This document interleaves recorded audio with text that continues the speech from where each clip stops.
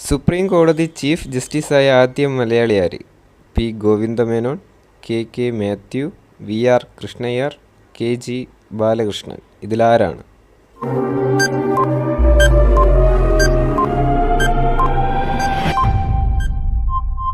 Answer K. G. Balakrishnan.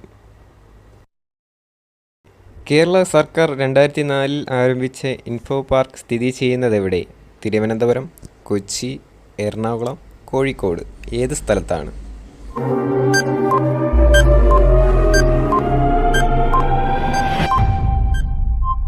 Answer Kochi. Indian നവോത്ഥാനത്തിൻ്റെ പിതാവ് എന്നറിയപ്പെടുന്നതാര്? രാജാറാം മോഹൻ റോയ്, വിവേകാനന്ദൻ, ഭയാനന്ദ സരസ്വതി. ഇതിലാരാണ്?